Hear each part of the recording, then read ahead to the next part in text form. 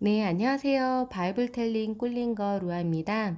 지난 시간에는 하나님께서 세상과 사람을 창조하신 이야기를 저희가 살펴보았습니다.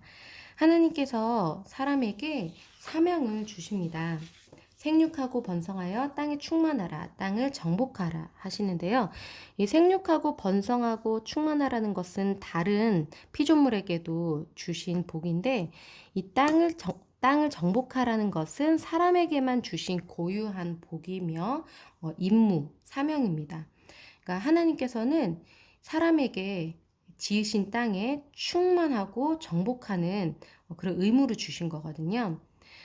바다의 물고기, 하늘의 새, 땅에 움직이는 모든 생물을 다스리게끔 하셨습니다. 이렇게 사명을 주시면서 동시에 한 가지의 명령을 하셨는데요. 이 동산 각종 나무의 열매는 너가 임의로 먹되 마음대로 먹으라는 거예요. 그런데 선악을 알게 하는 나무의 열매는 먹지 말라. 너가 먹는 날에는 반드시 죽으리라 하셨습니다. 이 선악을 알게 하는 나무 이 열매만 먹지 말라고 하셨는데 이 열매를 먹으면 선악을 알게 되는 거거든요. 근데 이 선악을 알게 된다는 의미가 무엇일까요? 이거는 내가 스스로 윤리적인 어떤 인지, 윤리적인 체계를 머릿속에 만들어서 자신의 잣대로, 자신의 가치관으로 모든 도덕적인 판단을 해서 선악을 분별해내는, 내가 선악을 결정하는 그런 거거든요. 그러니까 올바르게 선악을 분별하려면 시간과 공간을 초월하고 전지, 모든 것을 알고 전능, 모든 것을 할 수 있는 존재만이 올바르게 이 선악을 판단할 수가 있는 거예요. 그런데 그렇게 시공간을 초월하고 전지전능한 존재는 오직 하나님 한 분뿐이시죠. 하나님만이 선악을 아실 수가 있고 판단하실 수가 있다는 거예요. 그저 인간은 하나님 안에서 하나님을 의지하면서 하나님께서 주신 복을 누리며 하나님께서 맡기신 임무를 행하면서 하나님께 순종만 하면 되는 거거든요. 선악을 아는 거에 대한 권리는 하나님께서 허락지 않으셨습니다.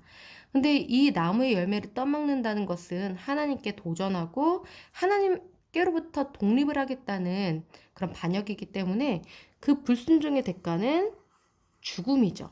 너가 반드시 죽으리라. 내가 하지 말라고 한 이 나무 열매를 따먹으면 반드시 죽는다고 경고를 하셨어요. 하나님이 그 사람을 에덴 동산에 두셨거든요. 하나님께서 땅을 지으시고 그 땅 중에서도 한 지역, 에덴 동산이라는 곳에 그 사람을 두셔서 그 지역을, 그 에덴 동산을 경작하면서 지키게끔 하신 거예요. 에덴이 있는 동산이에요. 구체적으로 말씀드리면요. 에덴은 수원지입니다. 물이 나오는 곳인데 그 동산에 에덴이 있는 거죠. 그러니까 에덴에서 발한 그 물이 동산을 적시고 흘러서 세상으로 흘러가는 거거든요. 이 에덴은 기쁨이라는 뜻이고 풍요라는 뜻이에요. 에덴에서 시작된 물. 그러니까 이 에덴은 하나님의 임재가 있는 곳을 상징해요. 하나님으로부터 생명이 흘러나오는 거죠. 하나님께로부터 시작된 그 생명이 이 동산, 이 아담으로부터 세상으로 흘러가게 되는 그런 삼중 구조로 되어 있는 거죠. 에덴, 동산, 세상. 이렇게요. 이 에덴 동산이 어느 지역에 있었을까 생각을 해볼 때에 확실히 알 수는 없어요. 하지만 에덴에서 발원한 그 물이 네 가지 강줄기로 이루어졌다고 하는데 비손강, 기온강, 히데길강, 유브라데 강인데 이 네 가지 강이 기온강, 비손강은 이 아프리카 대륙에 있고요. 티그리스 강과 유브라데 강은 중동 땅에 이렇게 있는데 이 지리적인 위치를 고려했을 때 에덴 동산이 성경에서 중요하게 다루는 이 예루살렘, 가나안 땅, 지금의 이스라엘이 위치한 그 땅에 혹시 예전에 에덴 지역이 아니었을까, 에덴 동산이 있었던 지역이 아니었을까 그렇게 생각할 수가 있는 여지는 있습니다. 하나님께서 모든 동물들을 아담에게로 이끌으셔서 아담이 무엇이라고 부르나 보시려고 하셨어요. 그래서 아담이 그 생물들을 부르는 것이 곧 그 이름이 되었다고 하거든요. 아담이 뭐라고 부르나 보시라고 했다는 이 표현을 저희가 상고할 때에 알 수 있는 것은 하나님께서 사람을 지으실 때 정말 하나님께서 생각을 조종하고 어떤 정해진 말을 내뱉는 어떤 로봇 같은 존재로 지으신 게 아니라 결정권이 있는 독립된 인격체로서 지으셨다는 거예요. 자유의지가 있다는 거죠. 그래야만 하나님과 교제가 가능한 존재인 거거든요. 그렇기 때문에 사람이 이렇게 결정권이 있고 독립된 인격체고 자유의지가 있기 때문에 하나님께서 이것을 허용하셨기 때문에 하나님께서 사람 때문에 기뻐하시기도 하고 슬퍼하시기도 하는 거죠. 그래야지 상호 간에 사랑을 나눌 수가 있는 거잖아요. 하나님께서 혼자 사는 아담에게 혼자 사는 것이 좋지 않아 보여서 그 아담을 위해서 돕는 배필을 짓기로 하셨습니다. 돕는 배필. 이거는요, 조력자라는 의미예요. 그러니까 그와 상응하는, 동등한, 적절한, 보완되는 이런 의미가 있는 단어인데 맞은편에 서서 동등한 존재로서 도와주는 그런 존재라는 거죠. 이 돕는 배필인 여자를 어떻게 창조하셨느냐 보니까 아담을 재우셔서 자고 있을 때 그의 갈빗대 하나를 취하셨어요. 그래서 그 갈빗대로 여자를 만드셨거든요. 그래서 아담에게로 선물처럼 이끌어 오십니다. 그 여자를 보고 아담이 고백하죠. 탄성을 지르면서 내 뼈 중에 뼈요, 살 중에 살이다. 내 뼈 중에 뼈, 살 중에 살. 이게 어떤 의미일까요? 아담이 보니까 내 갈비뼈 중에 하나로 이 여자가 만들어진 거예요. 그러면 아담의 입장에서는 이 여자가 어떻게 보였을까요? 그냥 나인 거예요. 내 몸에서 내 뼈로 만들어진 존재인 거죠. 그러면 아담은, 저 여자는 나네? 나는 저 여자네? 이렇게 완전한 일치감을 느낄 수가 있었던 거죠. 근데 하와 입장에서도 아담을 바라볼 때에 내가 저 남자의 갈비뼈로 만들어졌네? 그러면 나는 저 남자로부터 나왔는데? 나는 저 남자네? 저 남자는 나네? 이런 식으로 서로 분리되게 느끼는 게 아니라 한 몸으로 느낀다는 거예요. 그러니까 완벽하게 서로에게 속해진 관계이고 완벽하게 긴밀하게 연결되어 있는 관계성이라는 거죠. 굉장히 신묘막측하고 신비로운 관계가 바로 이 부부 관계라는 것을 이 본문에서 확인할 수가 있습니다. 한 몸이었는데 다시 결혼으로서 한 몸을 이루게 되는 거고, 그래서 거기에서 새 생명이 탄생하게 되는 거죠. 이것을 남자에게서 취하였은즉 여자라 부르겠다라고 아담이 말합니다. 하나님께서 사람에게 사람이라는 명칭을 붙여주신 것은 하나님이 사람에게 주인이시라는 어떤 지배자, 통치자라는 그 권리를 보여주는데 남자도 여자에게 여자라는 이름을 붙여주거든요. 이거는 남자의 어떤 리더십, 권위를 보여주는데 상하 질서 간의 어떤 그런 권력적인 그런 권위가 아니라 질서상에서의 남편의 우선권을 좀 보여주는 부분이 있습니다. 남자가 부모를 떠나서 그 아내와 합하여 둘이 한 몸을 이룰지로다. 이 두 사람이 벌거벗었으나 부끄러워하지 않았다. 나오는데요.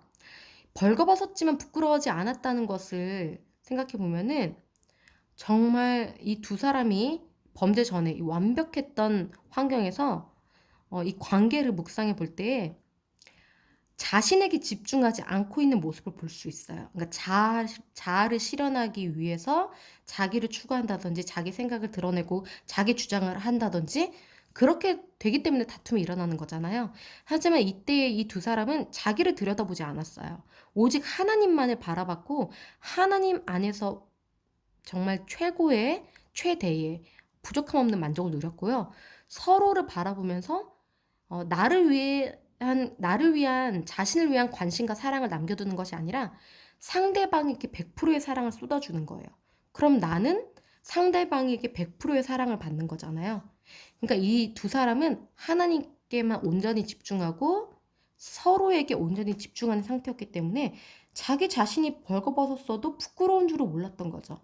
완전히 서로 합일이 된, 합체가 된 완전한 연합된 관계. 그러니까 하나님과 남자와 여자가 완전히 긴밀하게 연결된 연합이 된 관계라는 것을 알 수가 있어요.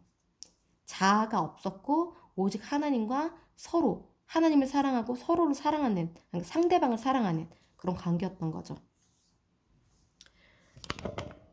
자, 뱀이 하와에게 접근을 합니다.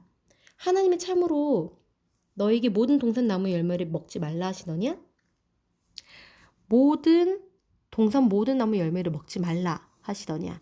하나님께서는 이런 말씀을 하신 적이 없죠. 모든 동산의 모든 나무 열매를 먹어라. 단 한 가지, 저 선악을 알게 하는 나무 열매, 그것만 먹지 말라고 하셨는데 사탄은 하나님의 말씀을 왜곡시키고 하나님을 가혹하게 여기도록 하고 있어요. 조장을 하고 있어요. 하나님께서 먹지 말라고 하신 나무는 단 한 그루였는데 그것에 집중하게 하는 거죠. 금지된 한 가지에 초점을 맞추면서 불신을 조장하게끔 하는 거예요. 여자가 대답합니다. 아니, 동산 나무 열매를 우리가 먹을 수는 있는데 동산 중앙에 있는 나무, 그 열매는 하나님의 말씀에 너희는 먹지도 말고 만지지도 말라, 너희가 죽을까 하노라 하셨다. 근데 하나님께서는 먹지 말라고는 하셨는데 만지지도 말라고는 안 하셨어요. 그리고 너희가 반드시 죽으리라고 하셨는데 하와는 너희가 이걸 먹으면 죽을까 하노라 하셨다고 말하고 있어요. 하나님의 말씀이 이 여자의 심령에 확실히 각인되어 있지 않고 흔들리는 그런 상황이에요. 말씀을 정확하게 이해하고 있지 못하고 확실하게 기억하고 있지 못해요. 그랬더니 뱀이 그 틈을 비집고 들어가서 확실하게 다른 복음을 전파합니다. 너희가 결코 죽지 않을 것이다. 하나님의 말씀과 정면으로 대적되는 말씀인 거죠. 거짓말이고 미혹하는 말이에요.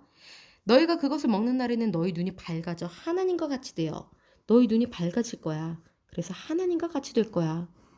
하나님 안에 있던 하와를 하나님 반대편에 서서 하나님을 분리해서 하나님을 객관적으로 보게 하고 있어요.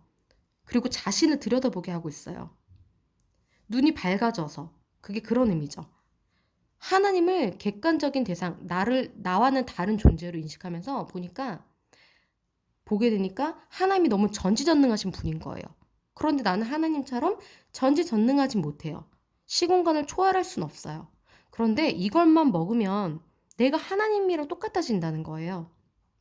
갑자기 만족하면서 살았던 하와 마음 가운데에 탐욕이 생기는 거죠. 교만이 생기고요. 지금 뱀이 하와에게 자아 실현의 가치관을 주입시키고 있어요. 자신에게 전혀 집중하지 않고 있었던 하와에게 너를 들여다봐. 넌 지금 부족한 상태야. 너도 더 발전해야 돼. 하나님처럼 되어야만 해. 라고 좀 얘기를 하고 있는 거죠. 근데 이것만 먹으면 네가 하나님이 될 건데 그걸 하나님이 아시니까 이거를 막으신 거야. 사랑의 하나님, 선하신 하나님에 대해서 하나님을 악의 이미지로 설명하면서 하나님을 오해하게 하고 불신하도록 조장하고 있습니다. 이 얘기를 듣고 하와가 보니까 그 나무를 보니까 먹음직도 하고 보암직도 하고 지혜롭게 할 만큼 탐스럽기도 해요. 이거를 먹으면 정말 이 사탄, 이 뱀의 말처럼 내가 하나님처럼 전지해질 것 같아요. 모든 것을 알 수가 있을 것 같고. 그런데 이미 아담과 하와는 충만한 지혜를 하나님께서 주셨어요. 아담에게 하나님께서 모든 동물들에게 이름을 지어주라고 하셨잖아요. 그거는 보통 지혜와 지식이 아니면 할 수 없는 일이에요. 그런데 아담은 수많은 지금 지구상에 있는 모든 생물들보다도 훨씬 더 멸종되기 전이니까 모든 동물들에게 하나하나 그들의 특성마다 이름을 지어주었다는 거죠. 그리고 하와는 그렇게 온전한 지혜를 가지고 있던 그 아담을 도와주기 위해서 창조된 존재이기 때문에 그의 몸 가운데에 그 갈빗대로 중요한 부분, 강한 부분, 그 갈빗배로 만들어진 존재였기 때문에 아담보다 더하면 더했지 덜하진 않았어요. 온전한 지혜를 가지고 있었다는 거예요. 조력자였기 때문에 아담을 충분히 도와줄 수 있는 더 풍성한 지혜가 있었다는 거죠. 결국 여자가 그 열매를 따먹고 남편에게도 주어서 아담도 먹습니다. 그랬더니 정말 그들의 눈이 밝아졌어요. 하나님 안에서 만족을 누렸던 이들이 하나님 말씀 안에서 말씀을 지키면서 하나님 안에 있었는데 하나님 말씀을 어기니까 하나님 밖으로 튕겨져 나가서 하나님을 자신과 다른, 자신과 분리된 존재로 보게 되고 자신을 하나님과 분리된 존재로 보니까 하나님은 너무나도 위대하시고 광대하시고 전지전능하시고 시공간을 초월하시는 창조주이신데 자신은 너무나도 연약한 시공간의 제한을 받는 전제하지 못하고 전능하지 못한 피조물에 불과한 그런 존재였던 거예요. 하나님과 하나였던 온전한 연합된 상태에서 분리가 되니까 하나님 앞에 두려워하게 된 겁니다. 조화가 깨어진 거죠. 자신들이 벗은 줄을 알았대요. 자신들이 얼마나 연약한 존재인지를 하나님과 비교하면서 수치심을 느끼게 되는 거예요. 그래서 어떻게 합니까? 무화과 나무 잎으로 치마를 만들어 입어요. 그러니까 일시적인 방안이 될 수밖에 없죠. 무화과 나무 잎은 사그러들 테니까. 하지만 이렇게 해서라도 자신들이 스스로를 구원하려는 시도를 해보는 거예요. 이전까지만 해도 아담과 하와는 하나님께서 동산에서 공급해 주시는 양식을 먹고 살았고 풍성한 복을 누리며 살았기 때문에 자신의 필요를 스스로 만들어낼 일이 없었어요. 완벽했기 때문에. 하지만 하나님 밖으로 튕겨져 나가니까 자기가 자신의 수치를 가려야 하기 때문에 스스로 하나님과 상관없는 어떤 물건, 치마를 자신 스스로 제작을 했어야 되는 거죠. 하나님과 관계가 완전히 단절되고 분리된 부분을 볼 수가 있습니다.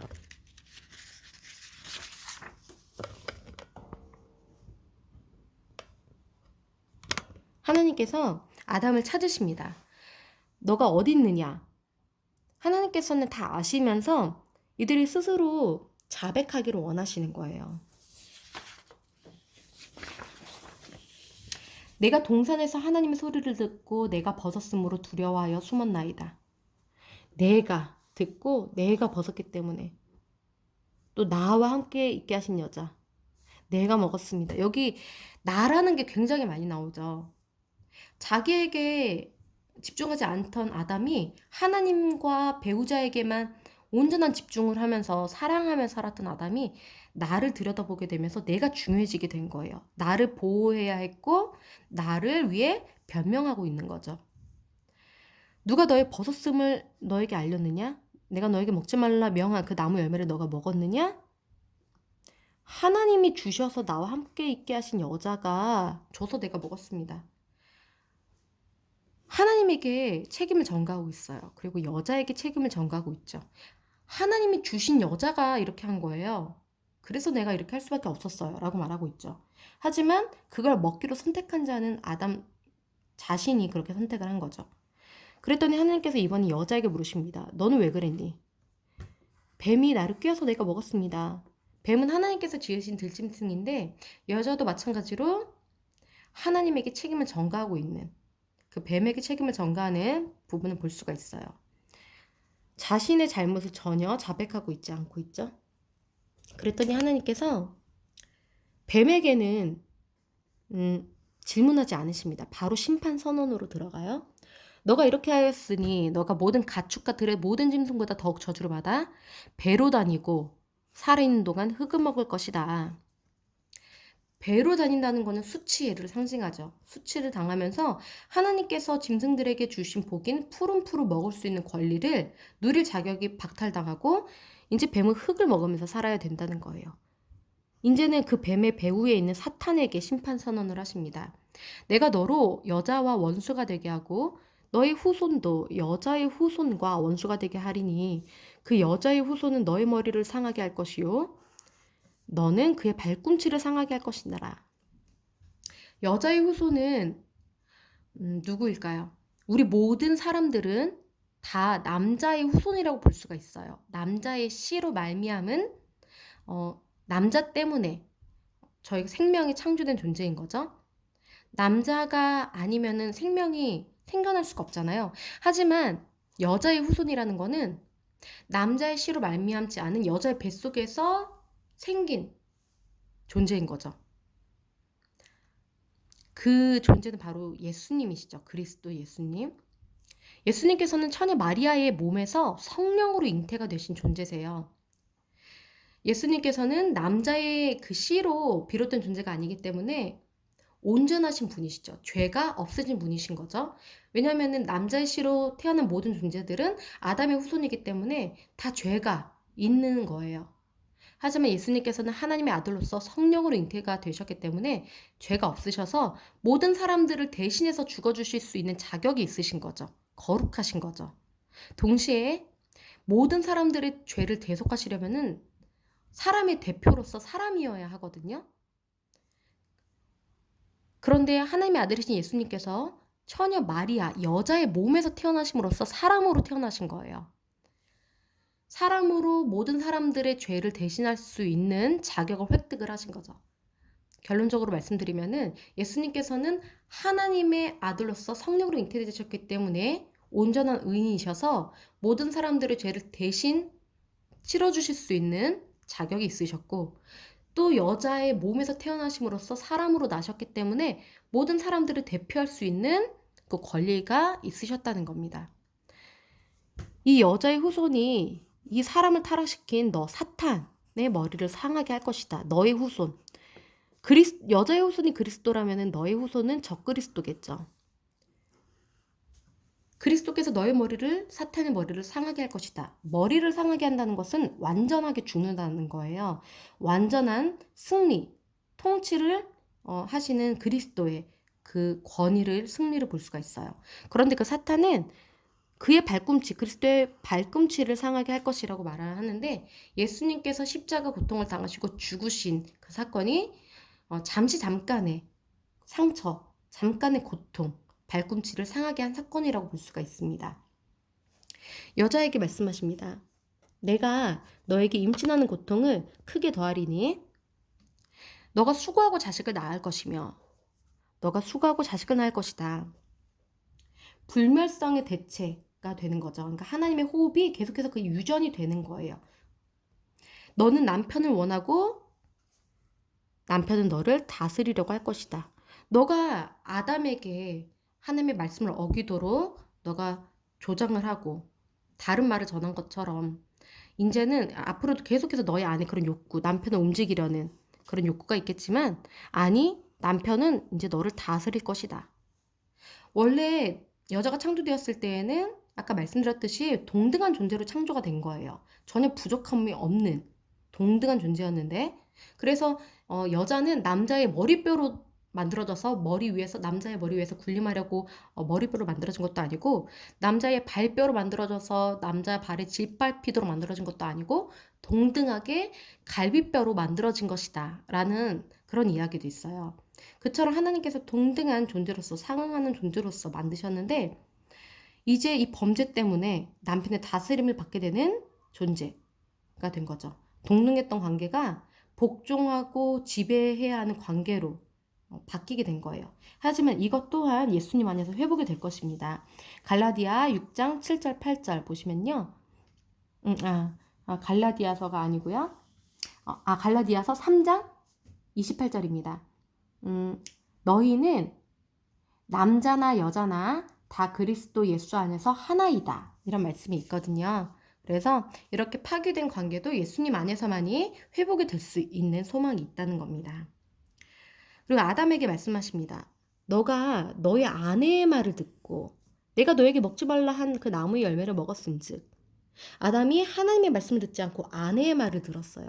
그래서 땅은 너로 말미암아 저주를 받고 너는 평생에 수고하여야 그 소산을 먹으리라. 땅이 이젠 저주를 받았어요. 그래서 땅이 가시덤불과 엉겅퀴를 너에게 낼 것이다. 먹을 수 없는 것들을 이제 내는 거예요. 사람이 하나님에게 불순종했더니 이 땅도 사람에게 순응하지 않음으로써 사람이 땅과 투쟁해야 되는 관계로 변화가 된 거죠. 자연과의 관계도 깨어지게 된 거예요. 하나님과의 관계가 깨어졌더니 부부관계, 사람 간의 관계도 깨어졌고 이 자연 간의 관계도 깨어지게 된 거죠. 땅이 복종하지 않고 이제 땅이 사람에게 저항을 하게 되는 겁니다. 너가 흙으로 돌아갈 때까지 얼굴에 땀을 흘려야 먹을 것을 먹으리니 너가 그것에서 취함을 입었음이라. 너는 흙이니 흙으로 돌아갈 것이니라. 이제는 에덴 동산에서는 풍성하게 먹을 것을 자연적으로 공급받았지만 이제는 땀 흘리고 수고하고 투쟁해야지만 먹고 살 수가 있게 됐다는 거예요. 그러니까 하나님께서 아담에게 선악과를 먹지 말라고 말씀하셨고 아담이 그것을 하와에게 말씀을 전달했을 것으로 예측이 되는데 뱀은 그것을 정확하게 기억하고 있지 않고 확실하게 마음에 새기고 있지 않은 그 여자에게 거짓말을 주입했고요. 다른 복음을 전했고 그리고 그 여자는 남편에게 그 거짓말을 전달했고요. 남자는 하나님에게 순종하지 않고 오히려 범죄함으로써 이 모든 결과를 초래한 겁니다. 원래 아담은 동산을 지켜야 하는 임무를 맡았잖아요. 이 얘기를 들었을 때 뱀을 동산에서 쫓아냈어야 돼요. 하지만 쫓아내지 않고 그 뱀의 말을 받아들였기 때문에 하나님께서 아담에게 주신 터전인 에덴 동산에서 오히려 뱀이 아담을 쫓아내는 결과가 초래되었다는 거죠.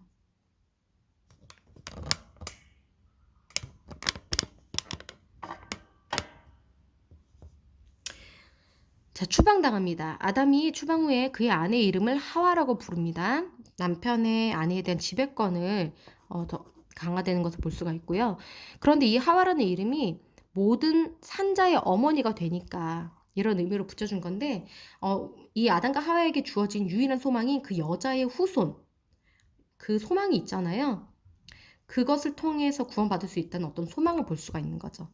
그리고 보내실 때 아담과 그의 아내를 위해서 하나님께서 가죽옷을 지어 입히시는데요. 사람들이 아담과 하와가 스스로 만들었던 일시적인 금방 사그러지는 무화과 나무잎 치마와 대조가 되는 부분입니다. 이 가죽옷을 지어서 입히기 위해서는 하나님의 수고가 필요하고 동물의 희생이 필요하죠. 이들의 수치를 가려주기 위해서 동물이 죽어야만 했고 하나님께서 수고하셨어야 됐어요. 이들의 죄 때문에요.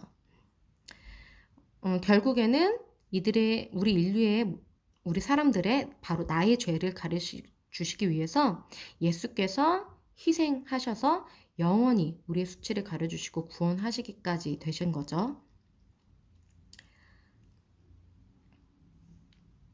여호와 하나님께서 말씀하십니다. 보라, 이 사람이 선악을 아는 일에 우리 중 하나같이 되었으니 그가 그의 손을 들어 생명나무 열매도 따먹고 영생할까 하노라. 영생을 막으십니다. 타락한 상태로 영생할 수 없잖아요. 하나님과 분리된 상태에서 영생한다는 것은 복이 아니라 오히려 저주가 되겠죠. 하나님께서 우리를 위해서 이렇게 하신 겁니다. 에덴 동산에서 내보내시고요. 땅을 갈게 하셨고 그 사람을 쫓아내신 후에 에덴 동산 동쪽에 항상 성전도 그렇고 성막도 그렇고 세상으로 나가는 그 입구가 문이 동쪽에 위치해 있거든요.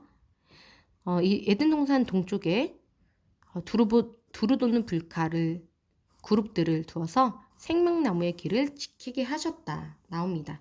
이 생명나무는 에덴 동산에 있었는데 에덴 동산 중앙에 이 선악과도 있었지만 생명나무도 있었어요. 이 선악과를 먹으면은 죽음이지만 생명나무 열매를 먹으면은 생명인 거예요. 영원히 살 수가 있는 건데 이 길이 차단당한 거죠. 그래서 우리에게 이 생명나무를 먹었을 때 영원한 생명을 얻을 수 있었던 이 길이 차단됐잖아요. 그런데 우리에게 이 길을 다시 열어주신 분이 바로 예수님이시라는 거죠.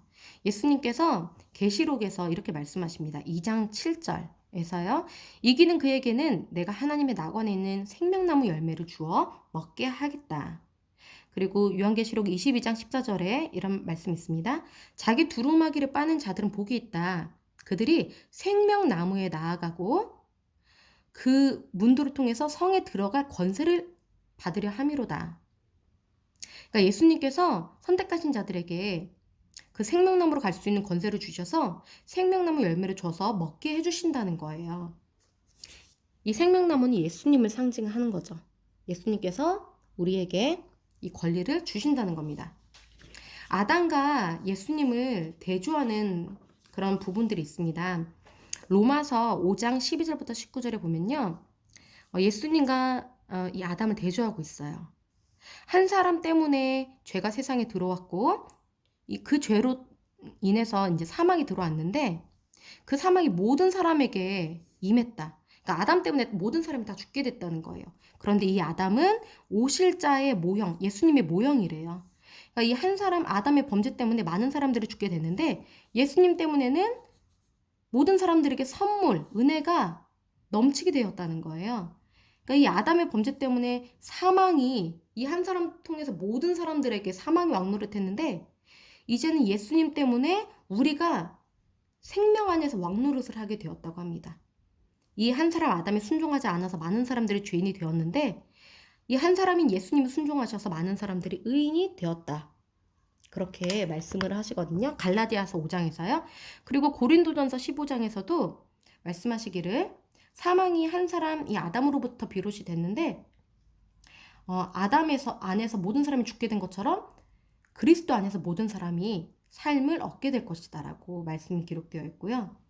이 첫사람 아담은 땅에서 났는데 흙에 속한 자이고 하지만 둘째 사람, 예수님을 둘째 사람이라고 표현해요.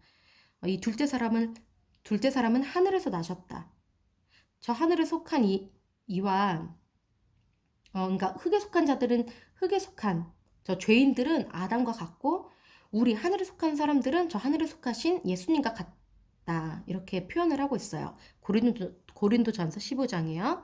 이렇게 첫사람 아담이 우리에게 바로 나에게 죽음과 저주를 가져왔지만 우리를 위해서 다시 첫사람으로 그러니까 부활하신 자들의 첫사람으로 대표로 태어나신 이 땅에 와주신 예수님을 통해서 우리가 이 생명나무로 갈 수 있는 길을 얻게 되었고 예수님 때문에 죽음이 아닌 생명을 누릴 수 있는 기회를 얻게 되었다는 것입니다. 네. 오늘은 여기까지 하고요. 다음 시간에 이야기를 계속 이어나가겠습니다. 감사합니다.